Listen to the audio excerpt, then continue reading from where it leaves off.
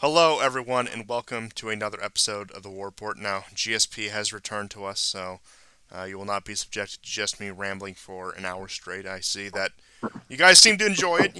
Got the views as usual, but I couldn't find a co-host. All my friends, all my loyal followers abandoned me at that time, even though I don't. It's totally not my fault. It's not that I forgot to ask anyone at the last minute and just needed to do an episode on my own. So no, it's your guys' fault. It's everyone else's fault but mine. Let that be clear. And it's especially your fault. But we have stories to get into today. And starting in the Middle East, I suppose we can do Syria. Now, there's been quite a bit of news out of Syria, and oh boy, don't even get me started about Lebanon because we'll get there in a second. But Syria, following first and foremost, there's been quite a bit of activity in Idlib with, of course, the pushing further into the province on the part of the pro-government forces. There has been some striking back by the opposition forces, but the most significant news out of Idlib is that the opposition forces have started attacking Turkish convoys, and you have Erdogan vowing to fight against terrorism in Syria, and significantly much less activity in northeastern Syria, and again, the focus is on northwestern Syria right now. Now, I will also mention there were Israeli strikes in Palmyra against Syrian forces. Interesting how they never struck the city, of course, when ISIS or any other opposition forces occupied it. I think we all know what's going on there. But the big news is that there has been, of course, for a few years now, a strained relationship between Turkey and its rebels, Turkey and its forces in Syria. They have been fighting with each other. They'll occasionally attack Turkey, but this is probably the biggest example of them actually going up against Turkey and striking them and their assets to the point where they ambushed two convoys. There were injuries. I don't know of any reported deaths yet. They may have updated since I last looked at the story because, again, these things change very rapidly. But at the end of the day, it looks like they have bitten the hand that feeds them. One may say this might be a wake-up call to Erdogan with his recent statements. Now, you can tell pretty much ever since 2018, 2019, Turkey has given up on outright regime change in Syria when they were previously one of the most fervent parties that was for it and getting rid of Assad. It looks like that has turned around. They have begun cooperation with Russia in the recent years, etc., etc. But with that being said, it does make you wonder the direction that Turkey will go in Syria because for the past few years it's been we want our buffer state, we want our zone of control, and pretty much a wedge in Syria. And that has garnered them somewhat some favor with the Western powers in terms of at least serving as a anti-Syrian force to some degree. It has led to negotiations with Russia. That's been a big impasse, I'm sure you recall, in 2018, 2019, when there were almost weekly summits between the Turkish, Iranians, and Russians. And again, those aren't nearly as common as they were 2, 3 years ago at this point. But just looking at all of this right now, it does really call into question what Turkey is going to do. Are they going to double down? Are they going to commit more proper forces there in order to uh, have a presence there under the justification of, oh, we need to counter these terrorism forces that attacked our troops. We need to have a direct occupation there, and of course have that as an excuse to move troops into Syria proper, rather than relying on these proxy groups? Or is it a sign that, well, we've more or less lost Syria to the point where our own groups are now fighting against us, and that they don't even have, interests that are aligned with us anymore, so it's time to cut our losses and get out of here?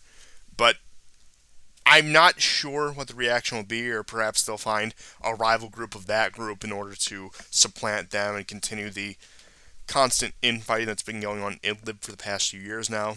But there's a lot of open questions. There's a lot still up in the air with these most recent attacks. And I think, especially with the focus shifting to Lebanon, we're going to hear a lot more about that than we will about anything in Syria over the next few weeks and months, just because the way the news cycle move and just because I even feel like a lot of the energy of the conflict in Syria will be directed towards Lebanon if things continue to escalate at the degrees they've been escalating for the past few months here, especially over this past week. Yeah, I mean, Erdogan went from looking like a leader that was about to take the northern half of Syria to a leader that's like he's almost besieged at the border of Turkey. Um, Now, the initial land grab that he did in 2016 remains basically unchanged, except for Idlib, where a lot of the groups that he supported, that the Americans supported, that possibly Israel, definitely the Gulf states supported, that has reduced dramatically. But just in the last week, in two separate attacks, 5 Turkish servicemen were killed, at least uh, 10 were wounded. This is not the most recent attack where we don't know how many, there were no casualties, but probably injuries. Based on the photos I saw of the armored personnel carrier, it was just torn, particularly around the right front tire area. If somebody was sitting in there, they're not in good shape right now. So I would say that, and his servicemen he lost in this case, not to the former allies in Idlib, but to his old foes, the Kurds, in a town controlled by the Kurds not far from Afrin.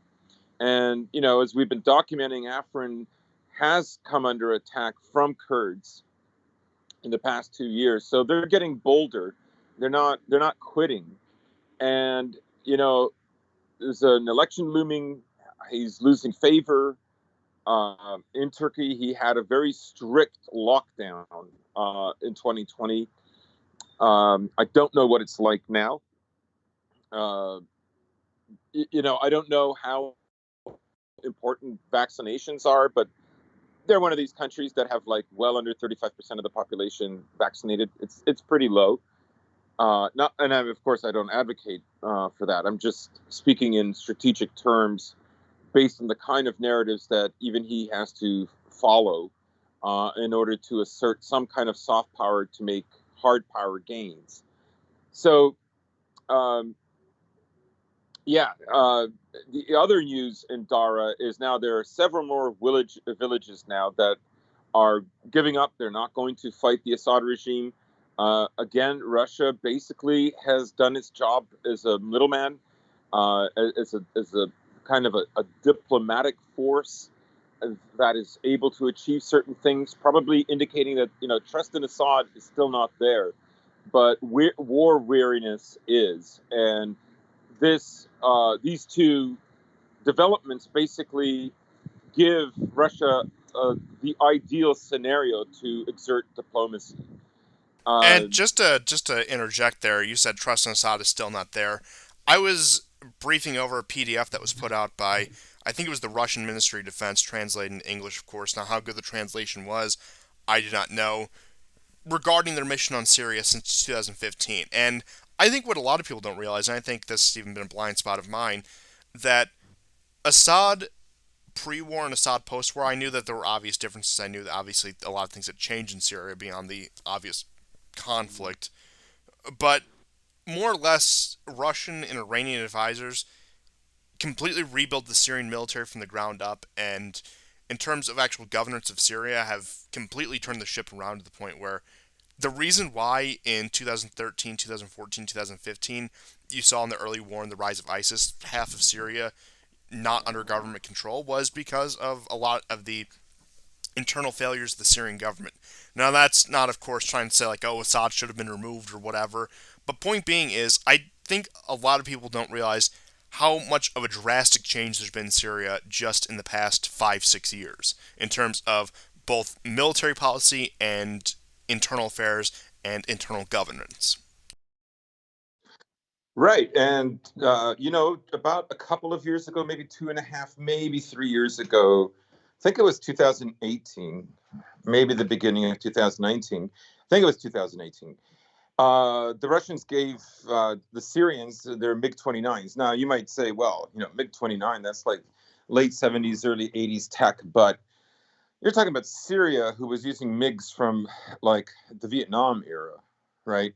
So these are substantial improvements, and they would also have some modern tech attached to the original fighter that makes them more capable of evading attack. I don't know how much use there. You don't hear a lot about the Syrian Air Force bombing anyone. I don't know if that is like a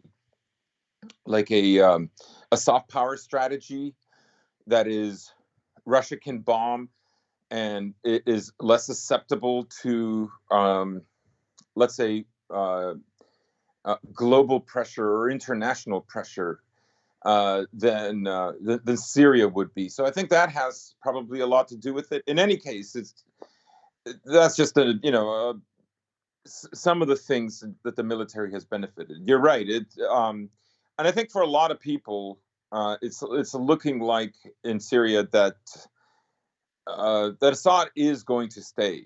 Right, like it doesn't resolve the war right away, but the war is drawing down, and there are more and more people in Syria who want to see the war end.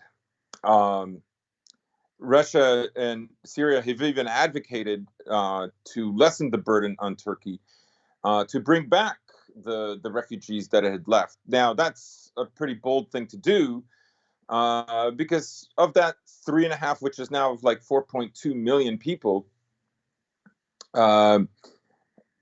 You're going to have elements, and not small, that are anti-Assad. So, and you'll have elements that just want to live in the West, and many of them don't even have a home. Where will they go? But in any case, it is a good strategy because a lot of areas now in Damascus and Aleppo, the cities proper. I don't mean like 150 kilometers out from the suburb, but you know, I mean the central areas where most Syrians lived, anyways.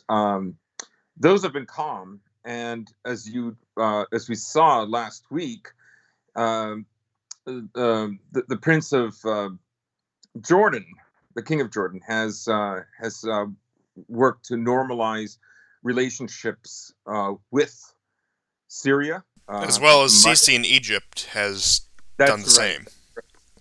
Yeah, much to the chagrin of the Americans, even the UAE has worked to return to normal relations with Assad in Syria.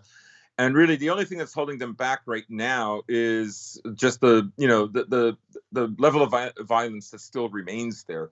But they are very eager to begin trading. That's partly why Jordan has opened up its border, and so they wouldn't do that unless they felt it was safe.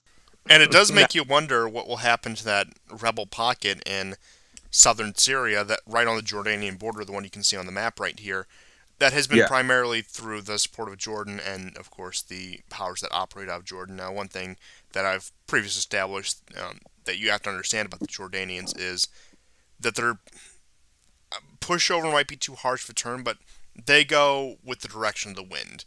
If the Israelis, if the Americans have the upper hand in the region, they're in that camp.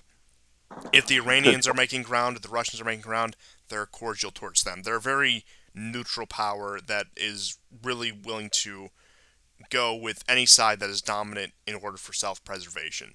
And they're also not insignificant enough to the point where you could just steamroll them as one power or the other, to the point where they're no Turkey, don't get me wrong, in terms of being able to pivot like that, but at least geographically they are significant enough to be able to play that game.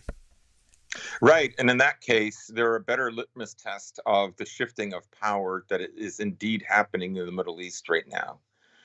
um, more so than in Turkey, which can kind of mask that that effect better because of Turkey's stronger internal power than Jordan's. But in any case, the world there is eager for life to return to normal. The two main groups, the three main groups holding back, of One could say course, they're are. eager to build back better. Yeah, Bashar has his own build back better. So, um, you know, the opponents are basically America, Turkey, and the other countries that are funding SSK and some of the Turkmen groups in Idlib, which would basically make us repeat America, Turkey again, but probably will also include maybe Qatar, definitely Israel to some degree. Uh, Even the French, in a sense, don't want Syria to go a certain way, but they don't really have any power to change the dynamic. Not really, Yes, as we know, when it comes to and the they're not involved French, with funding the groups. So. as we know when it comes to the French, they're very good power brokers in the Middle East, as their mission in Lebanon went last year. And speaking of which, we can Hmm. move on to Lebanon now. This all goes back to the massive port blast, which seems to be the impetus for a lot of these issues in Lebanon, and even going back to France trying to play mediator there. The judge in charge of investigating that drew the ire of Hezbollah supporters, which took to the streets to protest, and of course, gunfights break out. Conspicuously, you have Victoria Nuland of Ukraine fame there, and all Hmm. of a sudden there's snipers on the roof, like in Kiev. You really can't explain these things, it's just where Yeah, Nuland what a goes, the coincidence. snipers follow, I suppose. It's like, it almost makes you wonder that in '96 in Bosnia when Hillary Clinton came under sniper fire, if that was also the work of Victoria Nuland. But I mean, I'm just saying, this woman, don't underestimate her, don't cross her, because it will not end well for you. So of course that led to supporters of Hezbollah getting shot at, which led to gunfights in the streets, led to the residual right wing Christian militias from the Civil War, whatever's left of them, more or less taking out the streets as well. And pretty much every political faction there is in Beirut also having some representation there. A few civilian casualties with stray bullets hitting people, but it does look like what we were somewhat expecting. I do have to say Hmm. I do feel somewhat vindicated on this, where it is a question. I'm not saying that Lebanon is going to civil war at this point. Now, if things continue like the way they are, I think it's a very real possibility that civil war or some sort of civil conflict will break out in Lebanon. But the question had always been, as before, well, who's going to actually fire the first shot? Who's going to take that blow and fire the first shot? It looks like Victoria Nuland is going to, because who else but would do that? And of course, if you want to stoke up a civil war, a conflict, a revolution, much like Ukraine, it honestly does feel like almost a play-by-play repeat of what they did in Ukraine, except Lebanon is much more volatile and much smaller, and also is surrounded by other countries such as Israel, Syria, Turkey by way of a maritime border, but still within the same region. And it just seems like the potential for violence in Lebanon is infinitely more than even in Ukraine. And Ukraine by no means is anything that it can just be written off as like, oh, that's nothing. There's still quite a bit significant happening in Ukraine to this day, but really, if the unrest continues from the sources I think it's coming from, it looks like Lebanon, for whatever reason, I can't exactly pin down a motive, is their next target for instability and chaos. I suppose maybe to have a wedge on the Syrian border, maybe to dislodge some Iranian influence there, but even those seem tenuous at best, and maybe the State Department is just desperate for a win. Maybe they want to foment conflict in Lebanon and then be the ones to solve it, which I'm sure will work this time. I'm sure that'll work fantastically for them. But It's been it's been so uncertain in Lebanon since the port explosion and mass emigration out of the country. People with anyone who knows somebody who can get them out of Lebanon has more or less left at this point, and the ones who haven't are looking for a way out. And this is on top of the how many Syrian refugees they have? Something upwards of, is it still in that 2 million figures that was at the height of the whole refugee debacle? But point being is still mass amount of numbers of Syrians in the country as well. And of course, this is just it's a perfect powder keg contained in such a small unit because again, Lebanon isn't that big of a country. Really, beyond a few things here and there, isn't as significant as its neighbors, say Syria or Israel. One would think, but it does seem like what's happening here is something conspicuous, and maybe I could write this off as just regular street violence or whatever if we were to take out the factor of Newland and the State Department being there. But I have Hmm. a hard time looking at that set of facts right there and just writing this off as, oh, they're getting a little rowdy, they're getting violent with each other. That's just how Lebanon is. I'm not saying that Lebanon wouldn't have a higher propensity to violence than say, some other countries, but looking at all the factors put together, it makes it hard to believe that this isn't being Yeah. stoked from an outside force. Right. I mean, I suppose this one possible silver lining in all of this is that it's come really quite late. Um, I think there were a lot of people that were expecting that Lebanon would plunge into a civil war in the weeks after the blast at the harbor, so that by September or early October, it would be well on its way. However, except for some very minor attacks that took place, I think there were maybe a couple of people that were killed. Nothing happened, and it's just been dormant.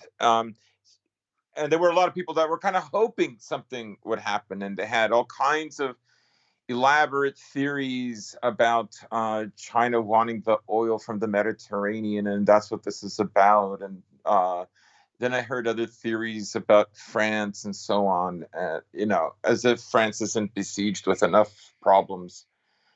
Uh, Everywhere from at home to the what they refer to as a Sahel and other areas. Yeah, and that was one of the Uh, questions after the initial blast is really who is going to shoulder the burden for this because the Lebanese can't alone. And yeah, right. we went through the potential candidates even as far as a few weeks ago, where again the French are too preoccupied. The Iranians, they have their influence there, but it's not like they can exert any great control. Russia with Syria and its other affairs could theoretically, but has little interest. We speculate maybe Turkey. The United States again has become even more withdrawn in those matters. China again, that just seems absurd, especially considering the fact that they have a pretty steady supply of oil and gas from both Iran and Russia. It seems like there's really no reason, and of course, there are various projects in Africa extracting various resources.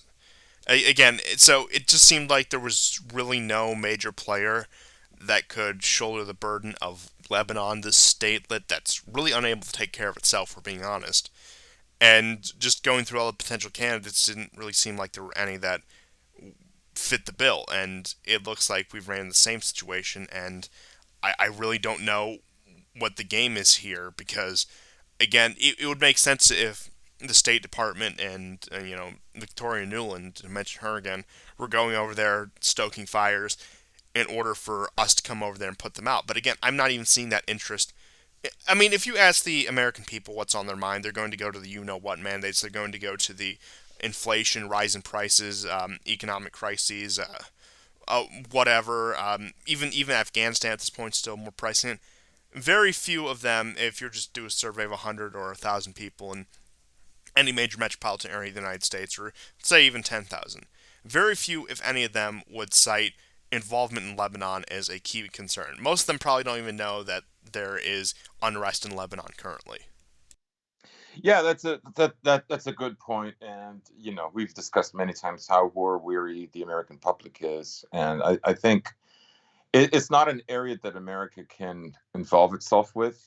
If anything, it is an area that I think they probably hope Israel might involve itself with, or as you say, possibly Turkey.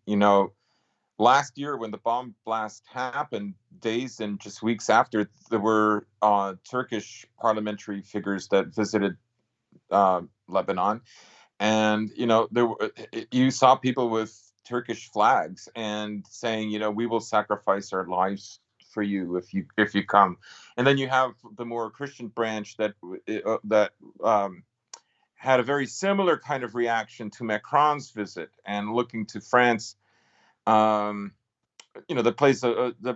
has played an important role in that area of the world since the Crusades, and they were looking for a savior figure in France as well. But it hasn't come, and I think Hezbollah again will be vindicated because this was a cowardly attack. Whether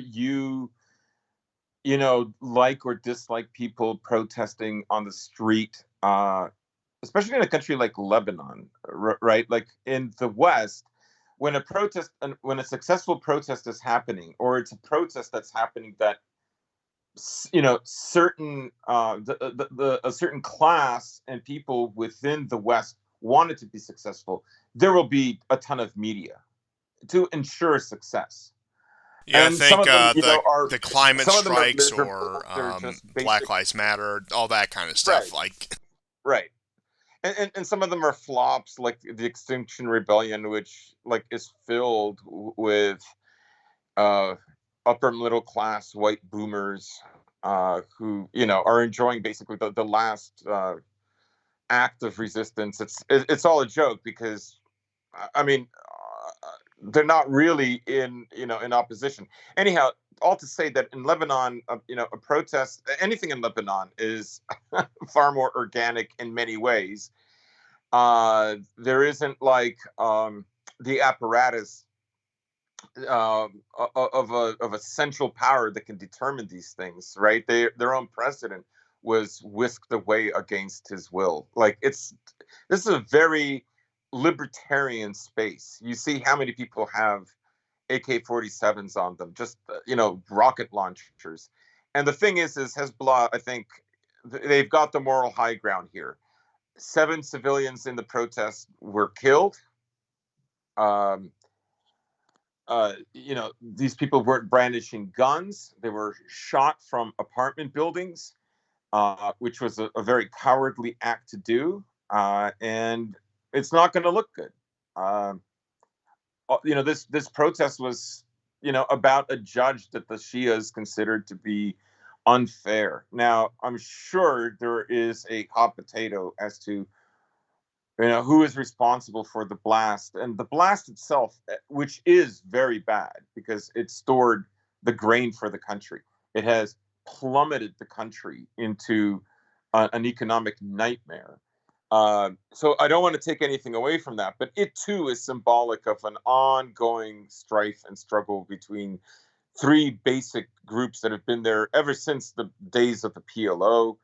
And they've shifted sides.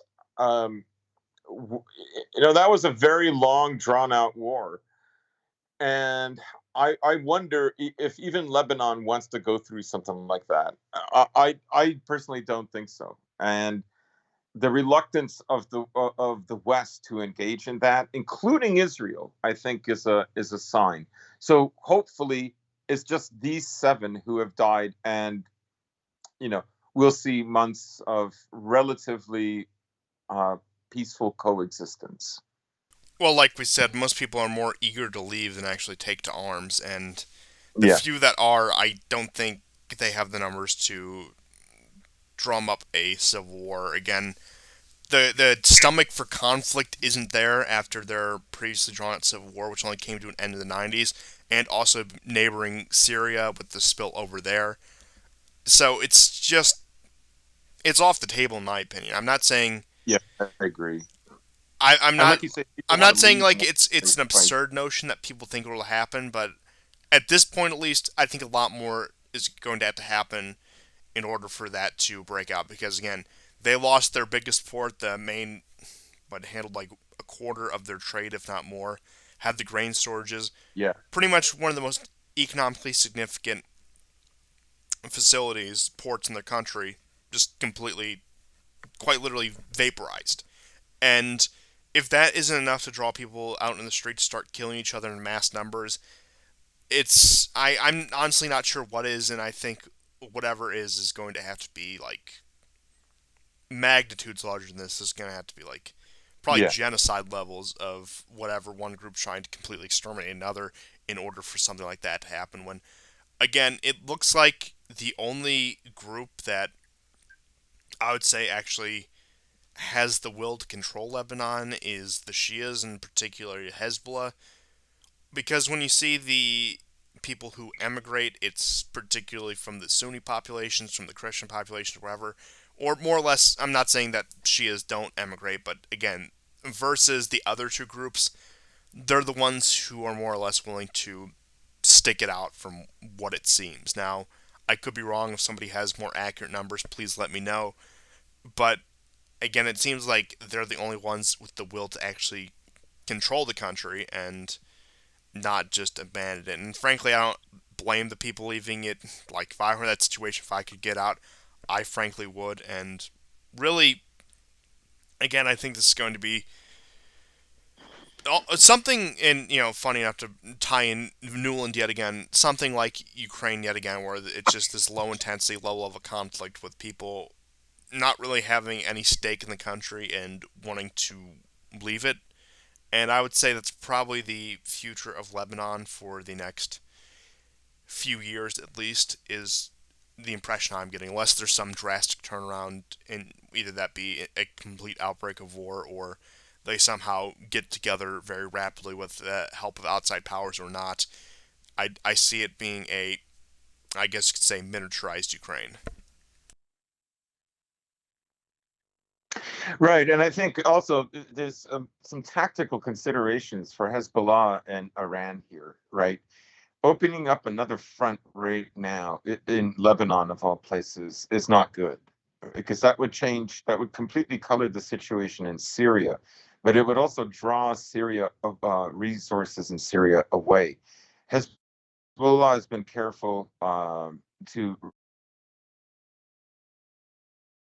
be peaceful and coexist with other groups in Lebanon. They are, of course, working with the Iranians, Syrians to oust, ISIS and any other jihadi factions in Syria. They've been there for a very long time, longer than the Russians have.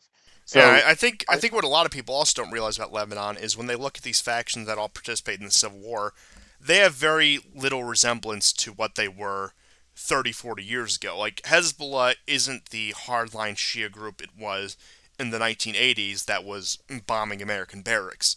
These the one successor party for the Christian militias, for example, is a center right party that came out in support of gay marriage 3 years ago. Like, these are the kind oh God. these parties have been neutered. These organizations have been neutered.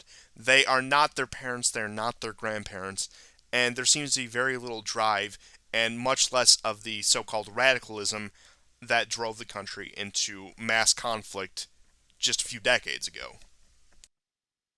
Right, right, and that was more of an all-out war, which required more of severe reactions. And like I say, their resources are now in Syria. So if Israel gets involved in Lebanon and Hezbollah's name is thrown up with respect to Israel and Lebanon, it will immediately color the situation and the way people perceive Syria.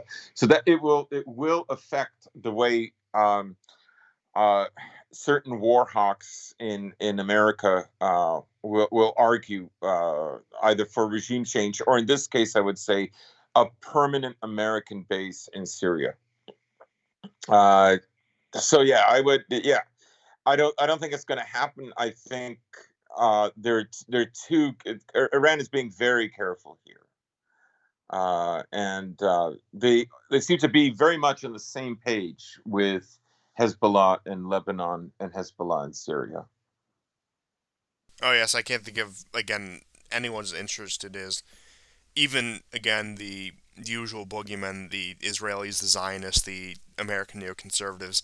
I don't even see them wanting Yeah. this to boil over. It just doesn't seem like it's in anyone's interest, even for ulterior motives. Now, if you're ready to move Thanks, on, we do. thanks, COVID. Of course, of course.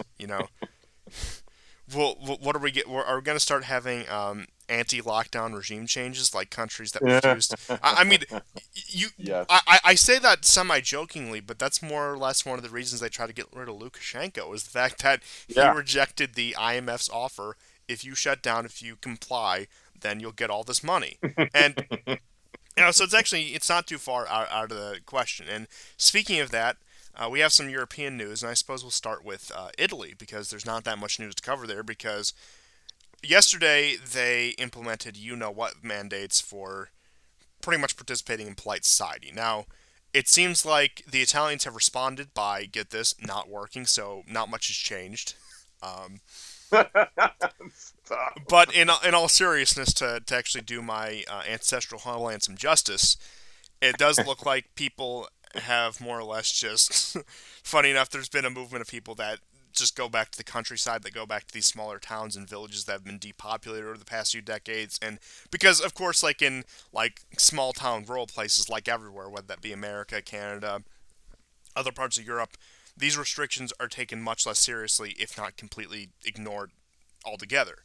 And you do see this, and maybe it will be a reverse in trend of young people leaving for the city or leaving the country altogether. Now, again, I do think that it would have to be a much more sustained campaign in order for something like this to come to fruition. But I do think it does show a way that, like, especially in a country like that, which again has you could argue when it comes to cultural things much more like the extended family ties than say somewhere in the Anglosphere where people can go to to their grandparents to their aunt and uncle's house out in the rural countryside and hang out there and they can set them up and help them find a job or take care of them in some way and help them evade the system's restrictions.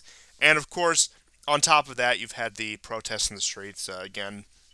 It's been it's Italy has been one of those interesting cases where while its official policy has been very stringent up there with like some of the most hardline countries on the lockdowns, a lot of people have just again not cared or disobeyed or fought against it, and it is, you could say, urban rural divide, northern southern divide. There's some truth to both of those, but again, pretty much outside of the major cities, particularly Rome, Milan, again some of the northern cities, it isn't really being enforced, and I think that this new measure is trying to bring that to fruition. And you saw this a few months ago in France, where Macron tried to do something much the same, and more or less mass protests didn't make the government renege on their policy, but more or less put it on hold. Now, of course, they didn't officially announce it, but you can see, and correct me if I'm wrong, French efforts in order to implement these mandates or further restrictions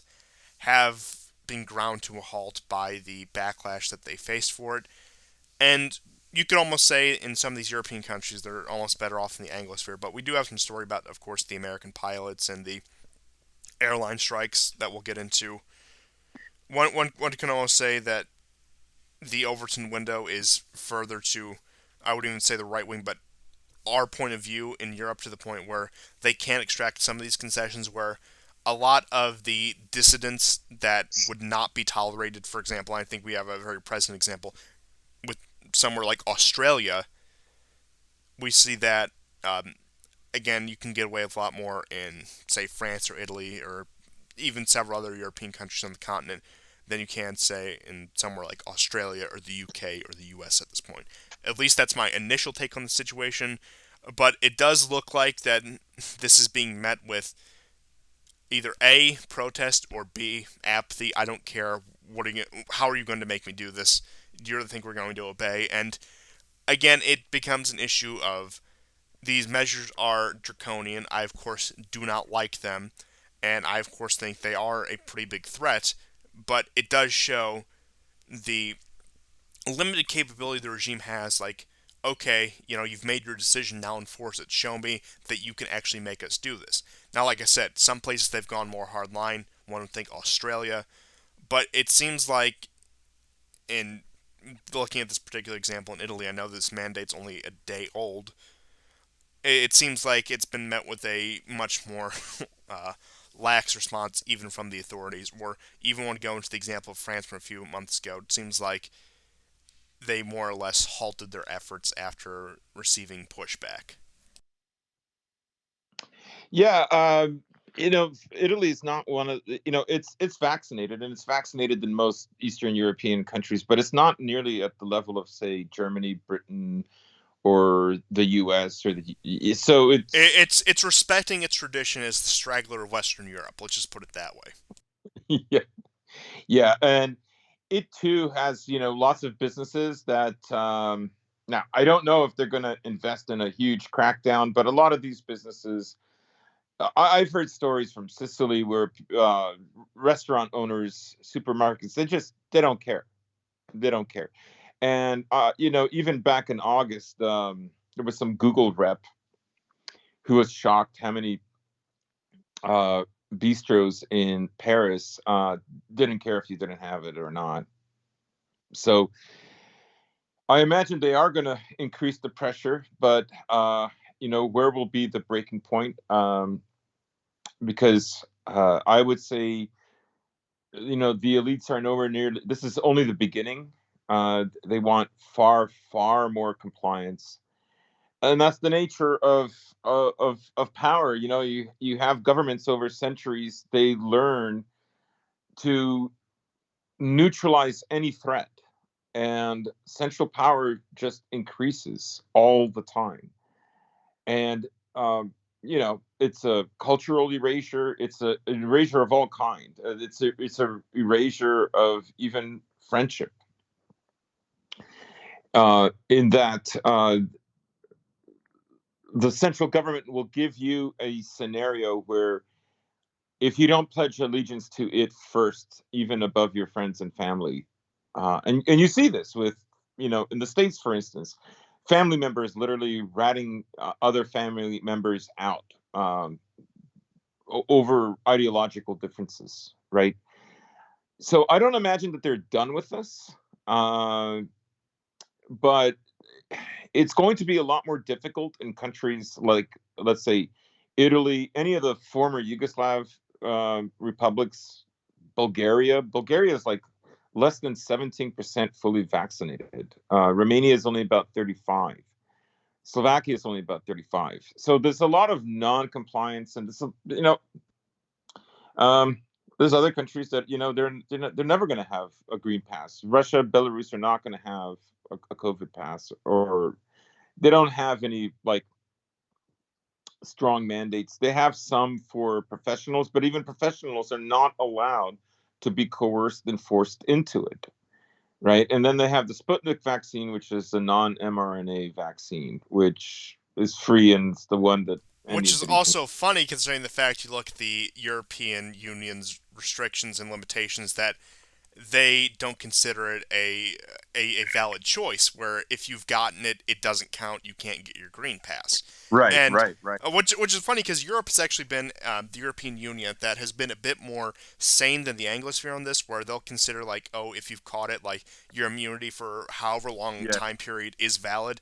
But again, apparently the ones coming out of Russia aren't valid. I don't know what the status of the Chinese ones are, and whether those are the mRNA or whatever.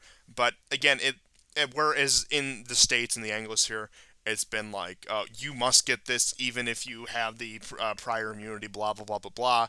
And again, it's created this, of course, massive East-West divide yet again. But I mean, are we really surprised like that Yeah. this is the case where you could say from the beginning the former Iron Curtain, former countries formerly behind the Iron Curtain have had a much more sane and rational response to this. Now you can look at China's early measures, but again, that aside, even the Chinese have outdone us in this regard when it comes to. I mean, I remember the jokes for 2021 New Year was, look at the streets of Wuhan, China, like nothing ever happened. And again, it doesn't look like these countries are suppressing any numbers or having these overflows, but and you'll remember they tried to fearmonger way back in I think it was like April, May 2020, like, well, it looks like cases are spiking in Russia. It looks like cases are spiking in Yeah, yeah. Belarus or Slovakia, or like pick an Eastern European country. But uh, again, it's funny how this plays out. It shows that, well, maybe we are overreacting. Maybe there is an ulterior motive to all of this. But Mm. again, it just creates these narratives, and it's even very fickle in the West, where they want this like hard and fast crackdown, where they come down and say you must do this and you must do that. And we'll get into the story about the, of course, the airlines here in a minute, but it seems like every time they come down, while they may have some success, it's just like people scoffing at them and saying like, "Oh, what are you gonna do about it?" Like, you know what? If you want me to do that, I'm not going to. I simply will not comply. And I don't know. It's created like this dynamic where they lose more and more legitimacy every time their measures don't work. So they have to come down harder and harder. But the harder they come down, it seems like the less compliant people are. Because you remember early on in early 2020, people were very compliant with shutting things down, mask mandates, etc., etc., etc. And then, of course, as it moved into 2021, as things accelerated, people became less and less compliant. Throughout 2020, people became less compliant with the pre-existing measures. And again, it's like the harder and faster they come down, the less effective it is. And going back to one of my favorite terms I love to use in the show, diminishing returns. You can keep Yes. doing this, but like it's going to be less effective over time. And what's the breaking point going to be? What? And again, I'm not trying to sell you this false song of optimism. I think any regular viewer of the show should know that neither of us have tried to do that. But just looking at this situation with all the information I have, and maybe I have a big blind spot. Maybe somebody can point out to me something I'm missing. The more they try to do this, the less effective it is every time, and the more of a joke the regime looks like. And the question is, what is going to be the final joke? What is going to be the measure so ridiculous that people just completely laugh in their face, say we're not doing this, to hell with you, and that this is the way we're doing it? And I don't know how absurd that's going to be. Maybe it's in the next few months. Maybe with the airline strikes, we're getting a prelude of what that's going to be. But again, I hazard to make these kind of guesses, but I think we are on the horizon of an event, if not to that magnitude, something that resembles that magnitude.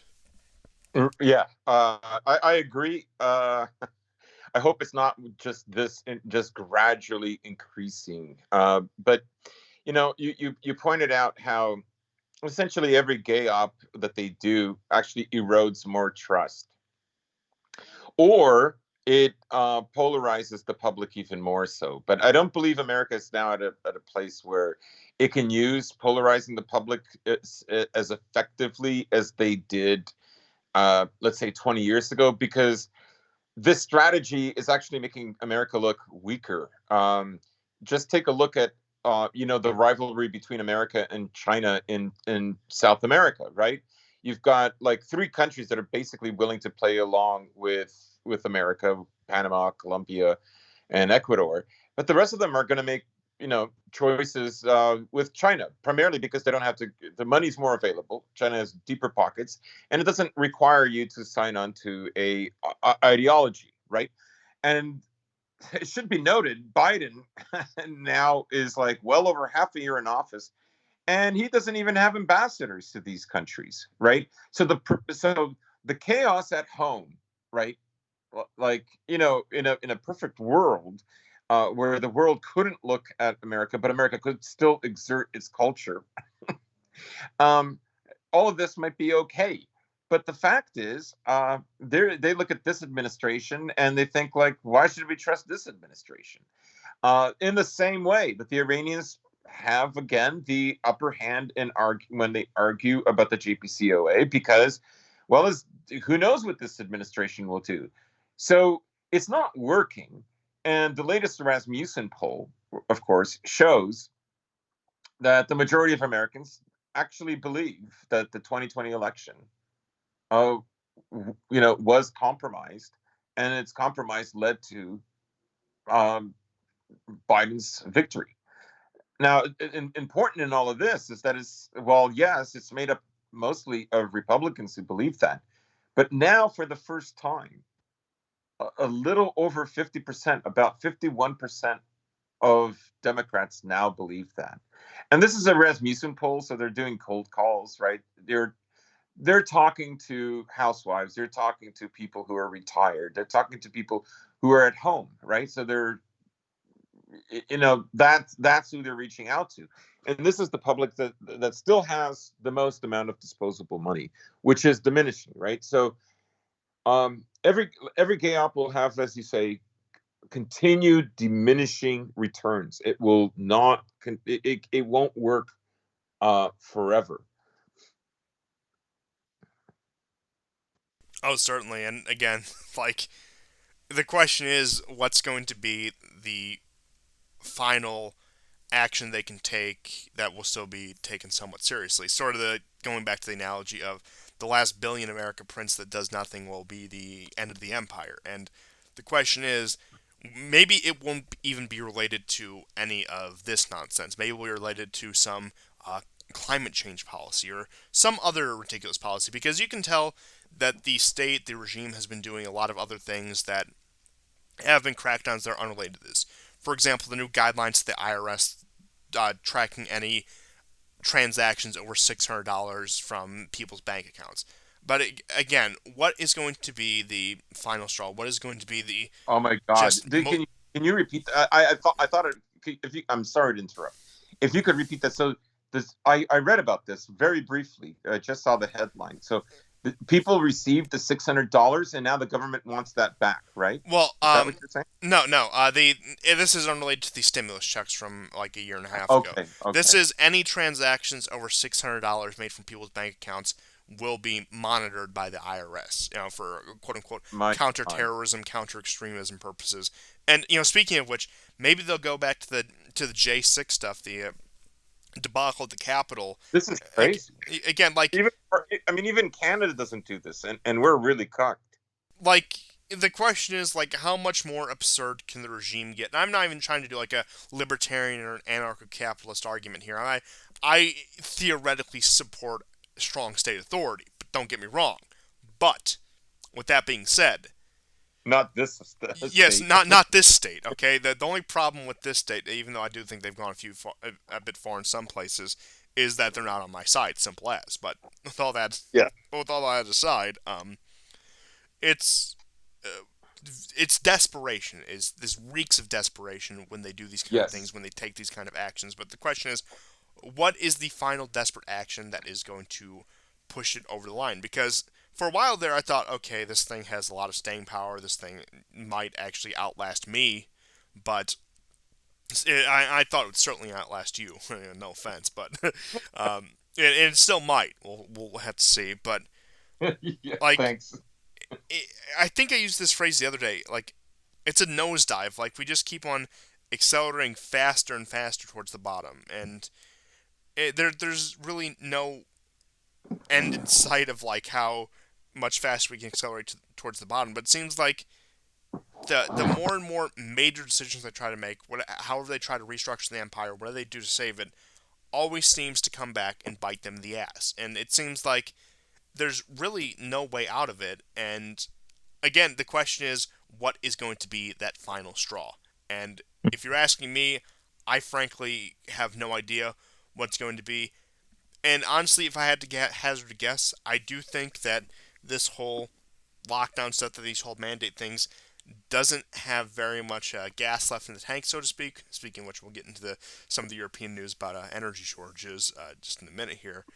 And I do think it will be the next gay optical. Because you recall, and maybe Yeah. I'm reading too much into this, when they started to declassify a bunch of the UFO stuff, when that didn't work, all of a sudden the Delta variant broke out. But, like, again, I think that they're in the final stages of this, and if this continues to have the disappointing results that it does, that they're going to have to move on to yet another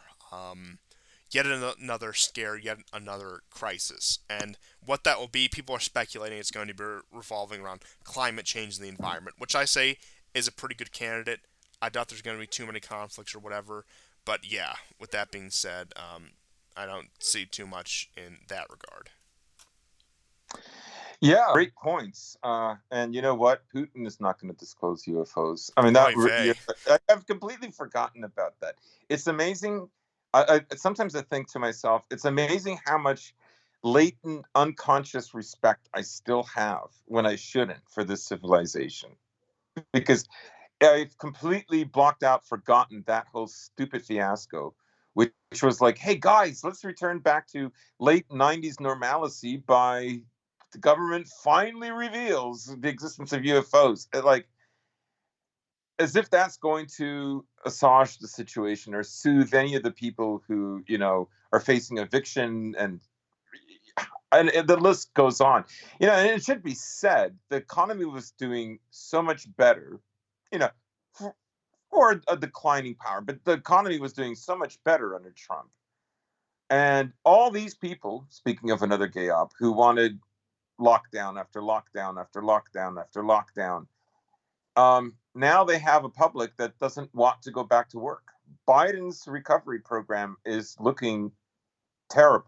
That's not an exaggeration. Yeah, secure the bag, get them Gibbs. And honestly, this has been a consistent problem for years, where especially after post-industrialization, post offshoring of jobs in the 80s and 90s, where in some places, in some circumstances, state benefits have been more lucrative than actual full-time employment.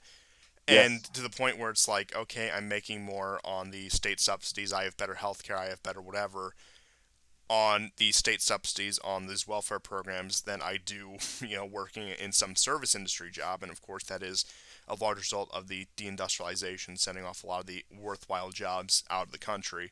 And I do think that trend has only been, amped up to 11 with this whole nonsense with the lockdowns and with all of that, where it really has become more profitable to sit at home and do nothing and collect unemployment benefits or welfare checks than it is to go work at McDonald's or whatever, even as they're hiking up their prices. And of course, they're hiking up their prices, but nobody's working, so I'm no economist, so if people have less money in their pockets, things are more expensive because the few people they are employing are working for more, etc., etc. Not to get too much into my personal details, but I'm getting way overpaid for a job that I'm currently doing right now. I'm making way more than this is worth. I have fantastic benefits for a job that is really entry level, if we're being honest. They're desperate to get people to work, so if you're in a bind and honestly just apply for jobs you are completely underqualified for, particularly work at home jobs. This is my advocacy for you, because employers are desperate right now, and you should ride this wave while you can, while the U.S. dollar is still worth something, and while the economy is in this precarious state. Now, unofficial investment advice: I've put a few $100s into silver based on my current paychecks, just working the job I've been working.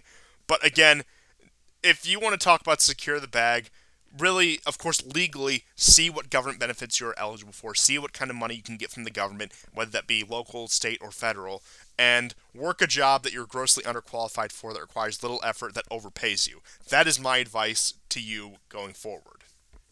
Yeah, it needs to rise up. Interestingly enough, Yang Gang, the leader of Yang Gang, Andrew Yang, was on Tucker Carlson. I mean, we're not going to get into it. I just thought that was funny because I heard that there was all this kvetching about Yang being on Tucker Carlson, beyond the pale.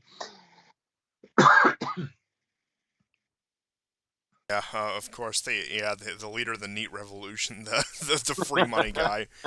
But getting into precarious economic situations, I suppose we should get into the global energy shortage. Now, people Yes. have been castigating Germany and other European countries for doing energy deals with Russia, particularly Nord Stream 2, when the U.S. has more or less shut down its oil and gas production. Now, not entirely, don't get me wrong, but a large sector of the oil boom that we had under the late Obama, early Trump era has been shut down by Biden. That was one of his first things, putting the axe to the Keystone Pipeline.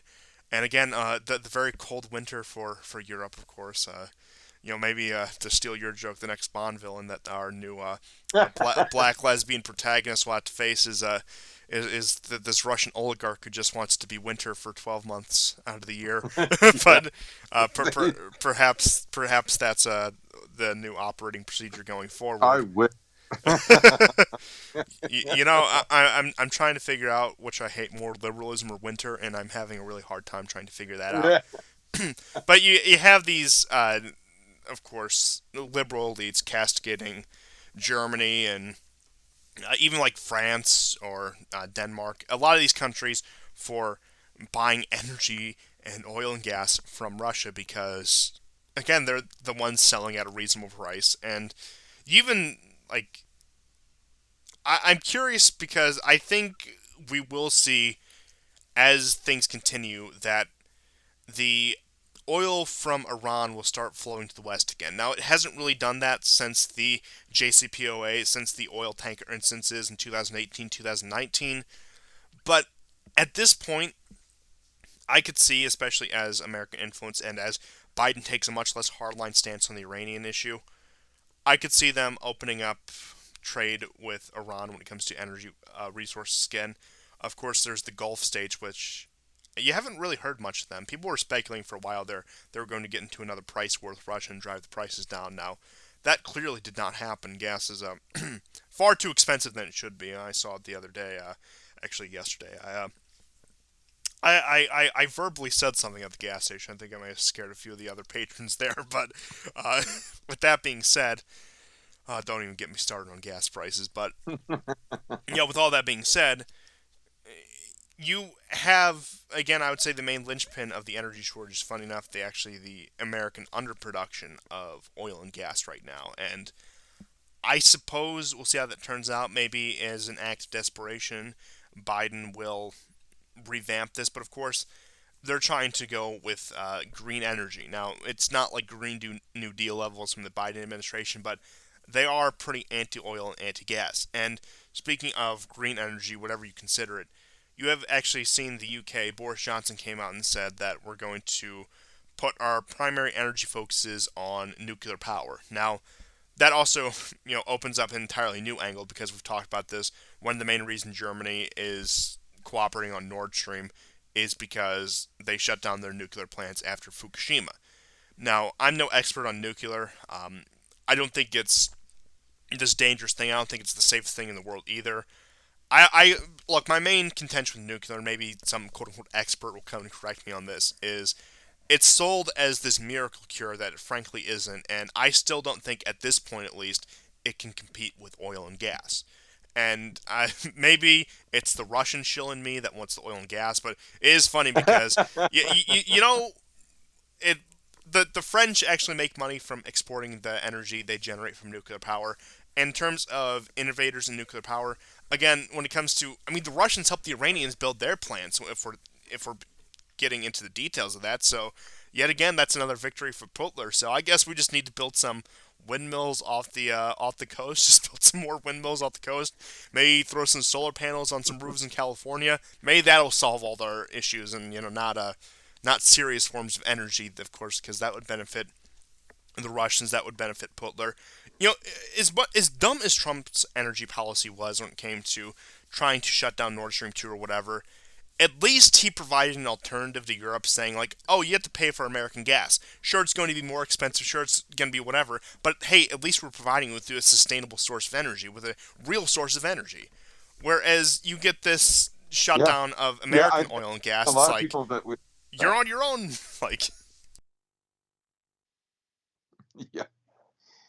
Yeah, you see a lot of blame, particularly from the EU, directed at Russia. I saw even a CNN headline in a YouTube video trying to blame all of this on Russia. Well, I mean, Russia has to fill its deposits for winter first. Second of all, Nord Stream 2 could have been running and operational 6 months ago, even a year ago, if America, had not chosen to try to stymie and block the thing. And so now they've put themselves into this scenario. And now they are supplying Ukraine gas. Putin has said that he's kind of implied by 2024, Gazprom is no longer required to keep the contract with Ukraine. So, and I think Russia is very eagerly looking to not prolong it. And in any case, a lot of this was their own a problem of their own making. You have in California, for instance, this green energy thing, which is the Newsom has introduced this new law, and that is affecting trade, and is partly responsible for all those tankers waiting offshore. And um, I mean, this is the future that Europe has chosen. It's not because Russia turned off its taps. Oh yeah, I mean it's really I mean, like Russia doesn't determine the price. Russia doesn't solely determine the price of gas and oil around the world. This is a very large organization with well over a dozen countries. So yeah. Again, it also does make you wonder about like what's the question of Iran going to be like? Well, of course, China has really cornered that market buying the Iranian oil and gas, but like, will that revamp? I know for a while there you had Iranian tankers that were heading towards Europe, and I mean, if the situation is so desperate, you can imagine that those tankers would start heading towards Europe again. That Europe would either waive the sanctions or, dare I say, violate them in order to get their energy fix. And again, really looking at all of this, it's like this is a completely artificial crisis, and I do think it, at least on the foreign scale, at least on terms of our client states, is a complete blow of credibility to the American empire. Maybe not so much to the domestic side. Now, of course,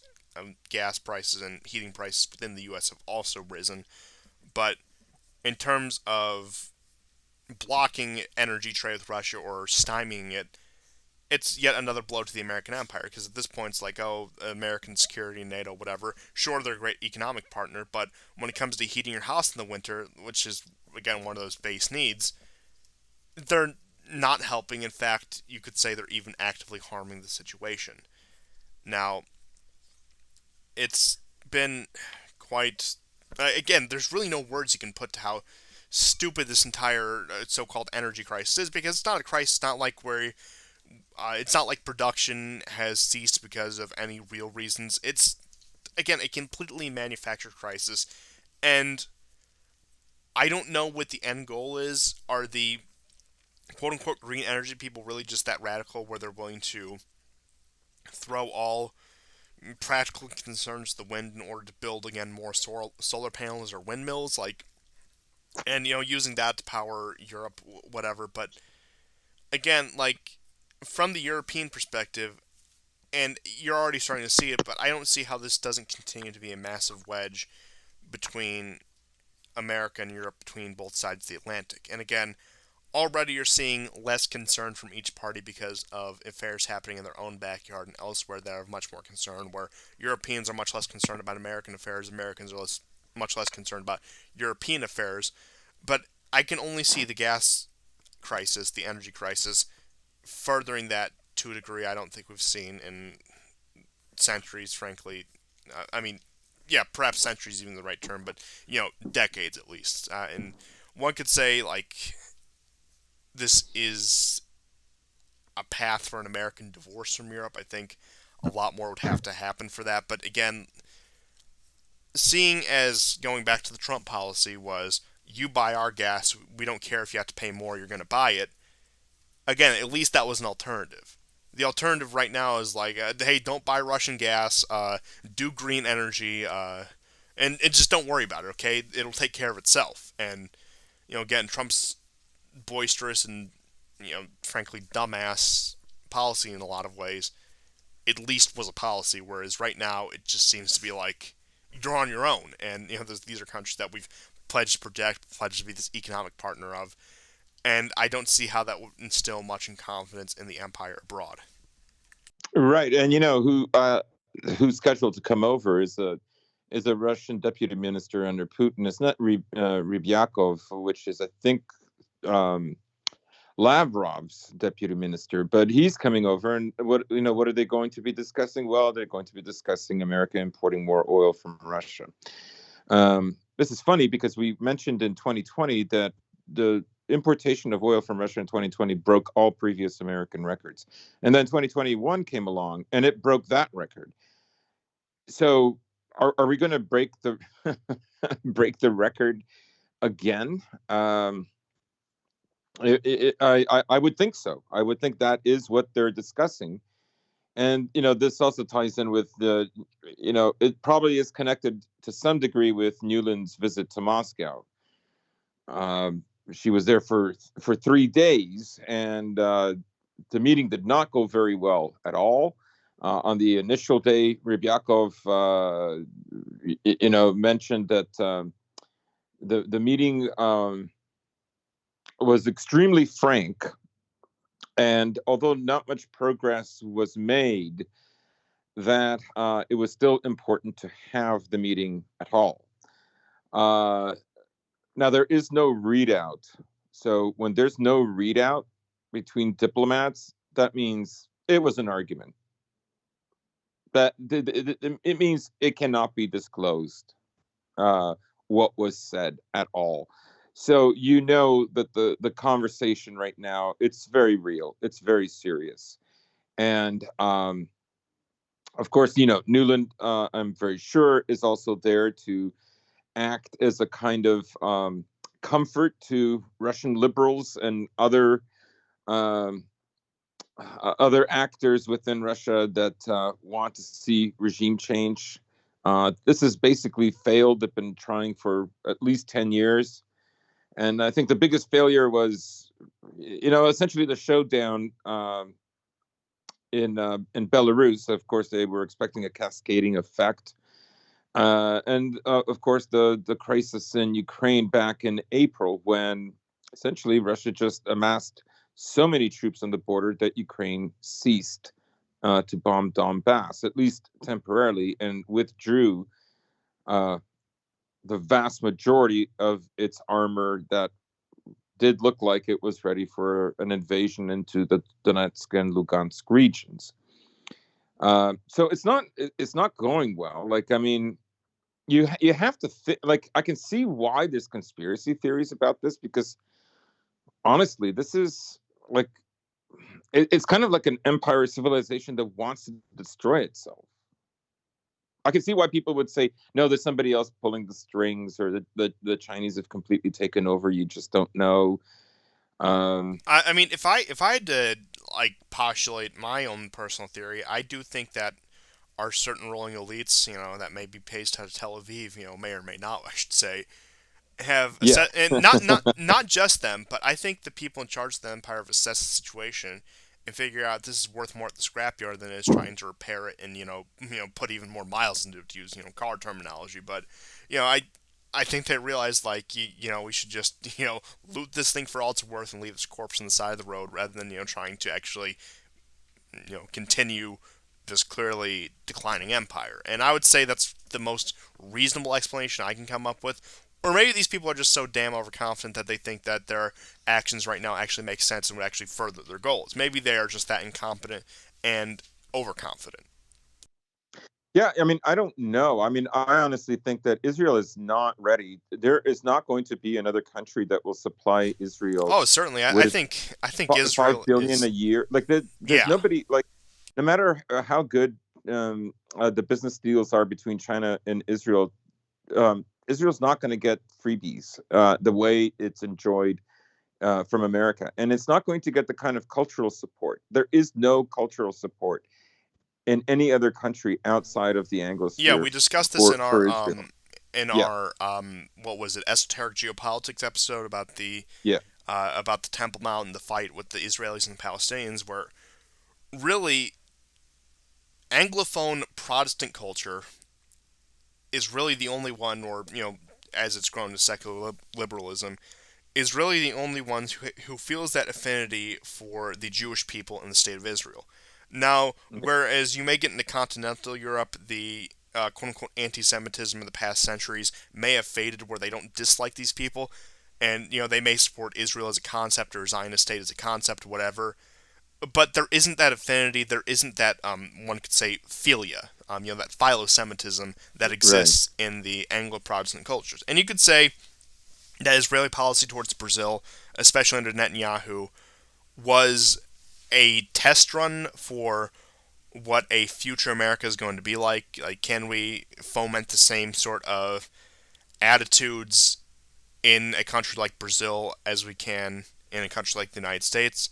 Because clearly, in continental Europe, that didn't work. And with the demographic change in continental Europe, it's actually changed to only become more hostile as they take in more Yeah. immigrants from the Middle East and they become a larger subset of the population. They're certainly not going to be pro-Israel or pro-Zionist. But the question is, can we convince a more Hispanic or Latino based population, as we see in Latin America and increasingly in the United States, to be supportive of Israel? And I do think that it is a crapshoot. They might be able to, they might not be able to. They certainly have a better chance with that than they do with the changing demographics in Europe, or even the current demographics in Europe, if we're being honest with ourselves. And certainly, East Asian cultures with no connection to Christianity, Judaism, have no affinity for that. China has no affinity beyond like, oh look, lucrative business deals. It's business. It's Yeah, just business. certainly the Japanese don't. And again, like, you either need a powerful Jewish fifth column in a country like that, or you need a very philo-Semitic Christianity in that many Protestant forms take. And you can see that there have been those sort of Protestant missions funded mainly by the United States taking place in Latin America and Africa, and even Bolsonaro, who sort of flip flops between like, oh, I'm a Roman Catholic like most of my countrymen, and hanging out with these evangelical church leaders and these evangelical Zionist churches in Brazil. Again, it's like that is their main mode forward. You need to convince these people on a fundamentally religious and theological level why supporting Israel is a good thing, why the existence of a Zionist state in Palestine is a good thing. And again, and especially as the American generation of evangelicals and Christian Zionists start to, I mean, again, they're older people, they're boomers, they're even older than boomers in some cases.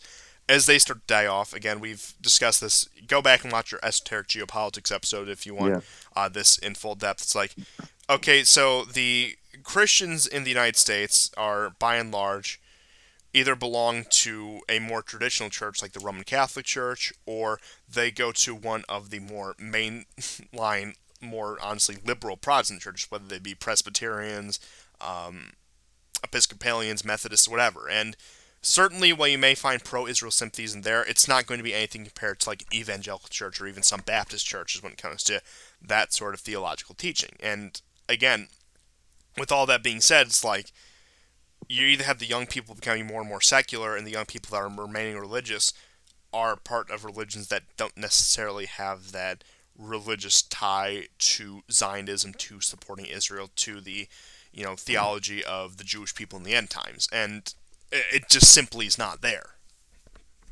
Well, I mean, one thing I would like to do is in the esoteric episode, I did kind of like I wanted to hone in on the 19th century former Anglican priest that pushed this, and then later we got into what's his name, the American Was it Schofield? Schofield, right? So, but I should admit, I kind of dismissed the 17th century, or you could say in the 1600s. The Anglican Church had this idea to convert Jews to Christianity and send them to Israel, or send them to what was then Palestine, the Holy Land, and so on. And Cromwell, although essentially a Puritan against the, let's say, the Anglican elites, which to some in a way in the Civil War defeated. He also was convinced that eschatologically that they should be brought back into England. And so what I'm saying is this, as you say, it was this idea was so pervasive by the midway through the Renaissance that there were all kinds of ideas about how could they be utilized in the Middle East, because of course the Europeans had lost Jerusalem to the Muslims for the second time. And in any case, yeah, they're not going to find that. But if we keep going down this road, we'll have to think of a wildly different title for this show. So that's it for my Yeah, Esoteric contribution to the Geopolitics Part tangent. 2, which I do think that episode does warrant a sequel and warrant a follow up, but more like discussing those in the abstract rather than any Yeah. actual related to current events. But I suppose just the other news I would have is the airline strikes, which we have uh, Southwest implemented these restrictions against the airlines and against you know like for their employees and for their passengers in terms of, and particularly the employees, that you must take the you must be compliant with those policies. We're following the federal mandates, whatever. And a lot of their employees went on strike. Now they blamed delays in flights, whether that be pilots, flight attendants, whatever. They blamed those delays on, of course, weather, when the weather was completely Mm. clear. You saw Delta go along with this, and actually I just saw earlier while we were recording that Delta has scrapped their requirements for that, so it does look like that the strike worked at least to some degree, but you have this complete and total shutdown of a large sector of American travel where you have dozens of flights being delayed or outright canceled due to this policy pursued by the federal government, which of course is going to use private business as a bludgeon to enforce. And it looks like some level of resistance has succeeded insofar as that is concerned, but looking at that as well, again, it does almost give me hope that the this arc, at least this storyline, is almost over, and they might move on to the next crisis in order to Psyos and supporting the decrepit empire. But it is interesting that I think we witnessed something that I frankly did not expect from the Anglos here at this point, which was some sort of significant and tangible resistance against the empire that actually yielded results. Now, I am still pro apathy. I still think apathy is the best approach. But I do think in cases like this, particularly when you are an employee that is not easily replaceable, like a pilot, that yeah, you do have some leverage over the system. You are able to extract these concessions, and you are able to kick and scream and make life a living hell for these people. And I'm optimistic that there was enough popular support for this. You saw workers from other industries going on strike, but particularly it was from the airlines, from the pilots. And it is funny because I know pointing out hypocrisy is pointless, but I do find it funny that the largest strike movement in, gee, how many decades, was completely scoffed at by the pro labor union people, the pro worker people, the fact that workers were demanding better treatment from their employers and refusing to work otherwise. It is funny that you saw that. And again, it's hard to hire a scab pilot now, isn't it? Um, Mhm. but with that being said, like I wouldn't say it made me hopeful, but it showed that I think it showed that the Empire was tangibly vulnerable due to our actions, rather than just waiting for it to fall apart, rather than just riding out the storm. That showed that average people, or maybe even people of skilled professions, are actually able to you know somewhat enforce their will if they act collectively, if they act as a group. Of course, non-violently, of course, within the limits of the law. And really, again, it does make me think that there is a light at the end of the tunnel. If I mean, especially seeing the news about Delta, if they can extract these kind of concessions from their employers, from these large corporations, and of course, getting to the airlines, it may have something to do with the fact that the airlines are so horribly mismanaged. Of course, they're the ones constantly getting bailouts. They're the ones that everyone was concerned that, oh, they're going to go under when a lot of the travel restrictions started. But again, it does make me hopeful that at least one beast has been defeated by relatively tame action. Hmm. Hmm. Yeah. For now, I mean, we will see. The counter argument some people I've heard present is that, well, they don't want you flying as much, anyways. I mean, I suppose. I don't even think the elites know and agree on everything. There are, of course, people who in that strata who want to see a great diminishment. Others, of travel. Others who uh, don't really care, but will argue the position anyways. And others who might understand that it's just a temporary argument to win political points. It's a vehicle rather than an end. I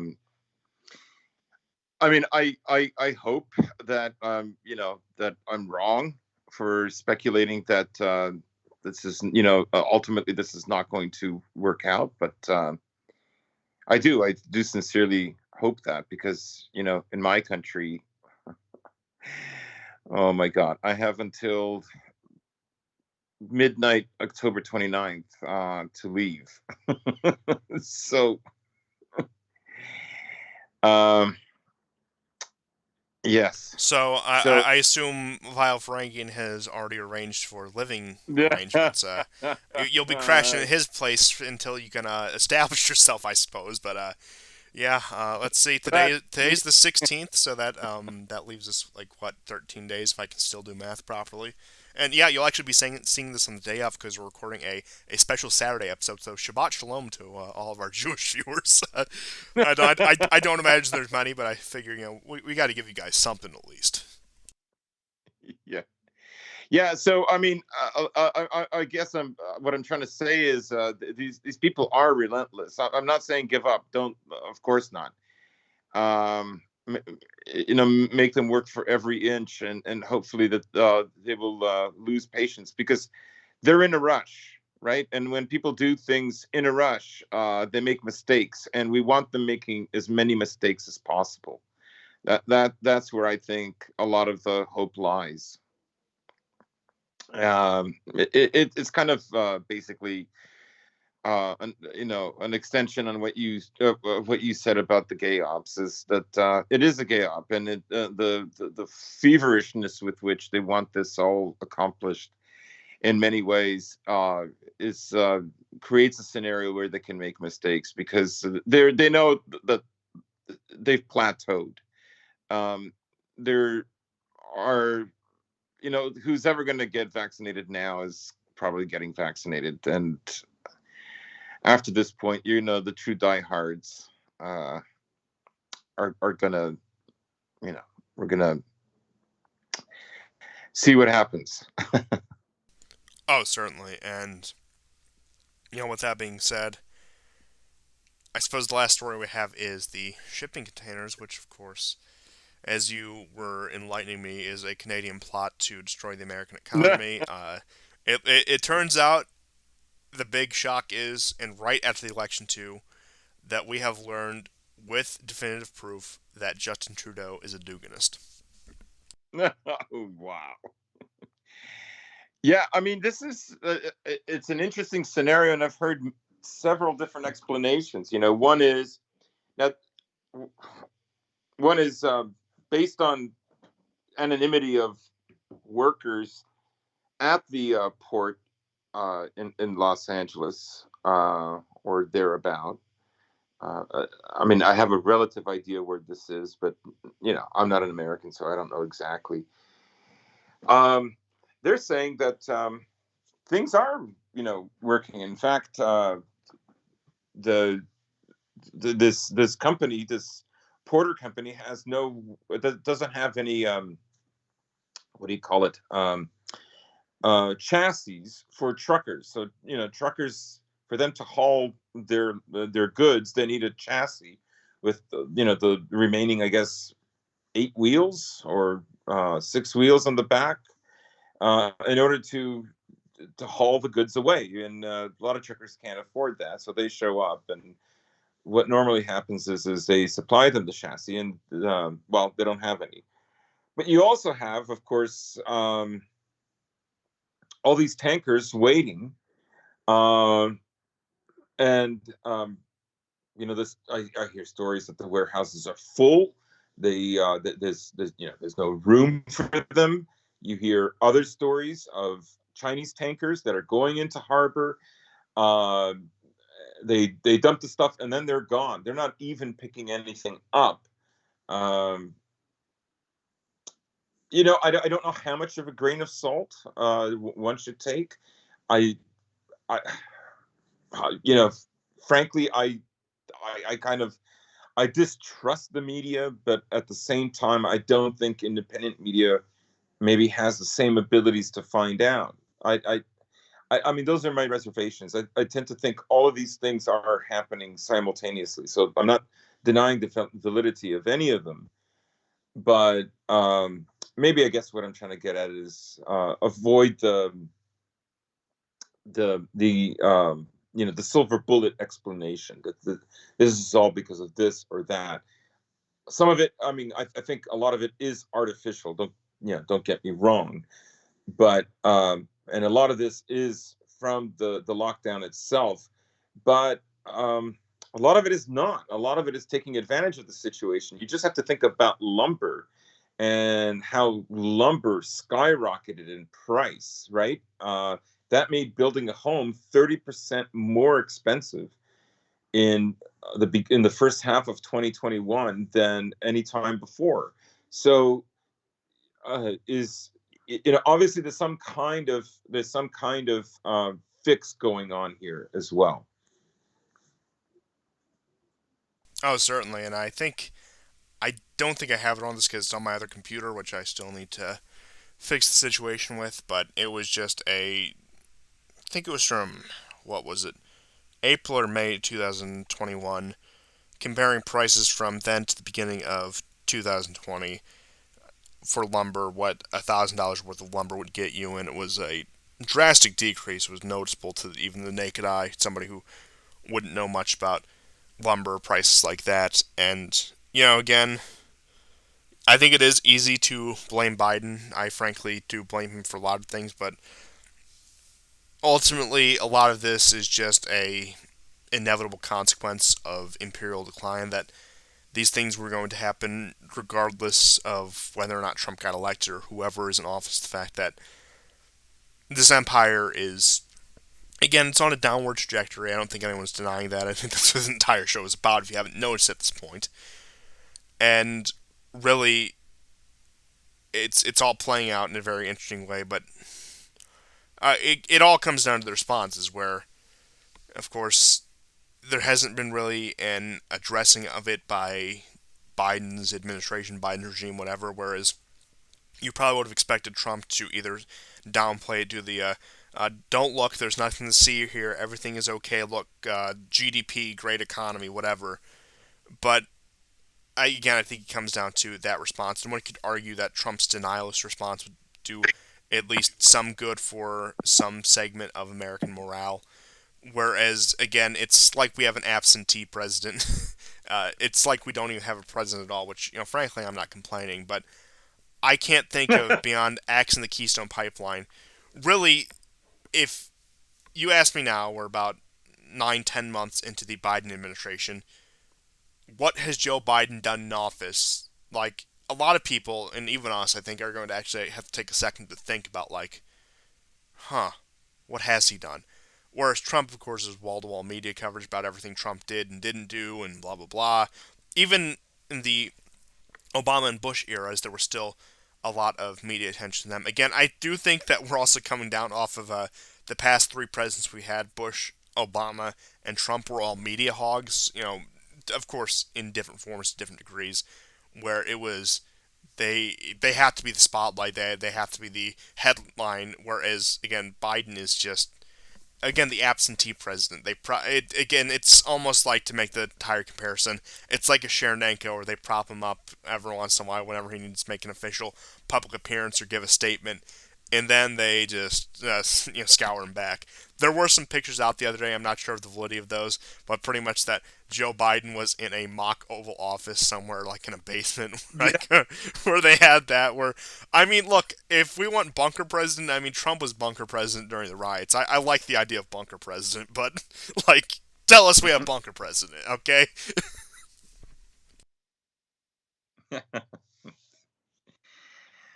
Yeah. Um, yeah. I don't know, like the bottom line, like the impression. It's kind of related to what we were saying about the administration doesn't even have ambassadors for South America and is trying to challenge China in South America. You have this fake studio. You don't know whether to believe the story why they have this studio. So it's very bizarre, and it does not. Bottom line, it does not build respect or hope. Oh, certainly. Honestly, it breeds disrespect and despair from my perspective, which Hmm. I suppose that could be the tagline of this show. Not that Yeah. but yeah, you know, like I suppose I feel this way like probably once every 5 to 6 weeks, once every 5 to 6 episodes, just sitting at the end of an episode thinking, man, are we not screwed? Okay, if you live in if you live in the American Empire, are we not screwed? Now I don't think it'll be pretty for the rest of the world either, but man, like again, and ever since Afghanistan, I would say I'm at a very conflicting feelings where, from an objective point of view, from like a grand scheme of things point of view, I'm very happy that the American Empire is in its decline. But actually living through it, man, it takes a toll on you, and it's only going to get worse from here.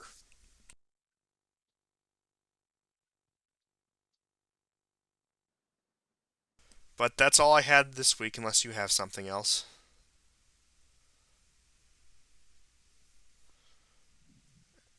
And let's see. Oh, what was that? You say something? No, no, I was just saying I think your voice on your side is acting strangely, unless it's my Welcome to side. the technical difficulties report. Now, hopefully, our audience won't hear that, and that was just an internet connectivity issue. See, there's a reason why I run the OBS, why I run the operation. But yeah, more or less, I was just saying, like, downfall of the American Empire is good, but living through it kind of sucks. Like, if I had Yeah, to summarize in one sentence, and it's just one of those shows that makes you actually just take a look at the situation, zoom out, and think, man, how did this happen? But you also feel kind yeah, of vindicated at it, and like I said, perhaps my ego speaking for me, but I think this show will be a good historical record for when all is said and done. The historians need to, you know, parse the pieces together and put together some kind of narrative. I'd like to think would be cited in the history books. yeah. When my normie relatives finally catch up, I'll direct them to this show. No, no, no joke. I do this all the time with my parents. I was like, I was saying this like 3 years ago on my podcast that 100 people listen to. Yeah, I suppose we're out here living in Vindication Nation. But thank you for everyone for Mhm. tuning into this episode of the Warport. We'll see you guys next time, and goodbye. Take care, guys.